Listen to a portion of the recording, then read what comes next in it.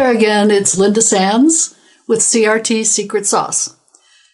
This will be a 3-part series on the why of people using a charitable remainder trust. I've identified what I call the 6 major motivations, looking at the why. There is the what and there's the how, but now let's look at what triggers a person to even consider a charitable remainder trust. In this particular episode, we'll do 2 parts.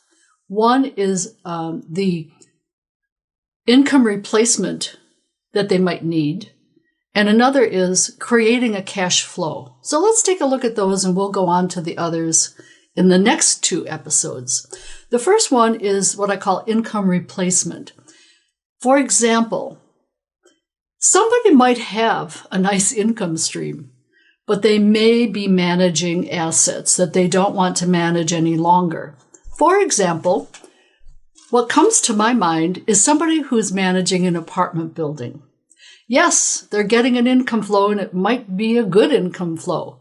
However, at some point, they get tired of what we call in that business tenants, toilets, and trash.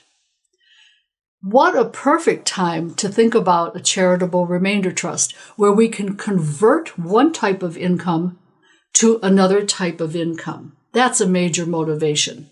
There are some people who get to that point who would much rather have a trustee send them a quarterly check where they don't have to deal with tenants and they don't have to deal with code violations. They don't have to deal with maintenance and upkeep. That's a perfect time to consider putting that kind of property into a charitable remainder trust. And of course, there are all the other advantages, such as a deduction. In addition to the passive income, we're going from active income to passive. And the tax exemption of the charitable remainder trust itself, the avoidance of gain, all the good benefits to the donor. So income replacement from an active management of, let's say, rental property over to a nice passive income where the trustee writes the check. Makes people very happy if that's their motivation. The next one we'll discuss in this session is what I call creating a cash flow. The charitable remainder trust is an income generator, but it locks up the principal. What do I mean by that? Let's say you have a personal residence. There is no income. So we could use the charitable remainder trust to create a cash flow where there was none.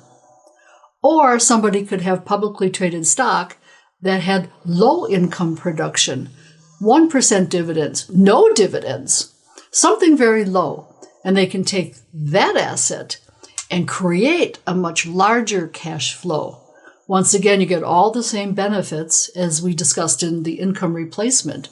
You have the tax deduction, the avoidance of gain, the exemption of the CRT itself. That makes people very happy when they look at having a new income source that never existed for them in the past. We're going to go on to episode 2. I invite you to stay with us for the second episode. And meanwhile, please remember to go over to www.lyndam.com, LYNDA.com, pick up your freebie, and we'll see you over there and at the next episode. Thanks. Bye.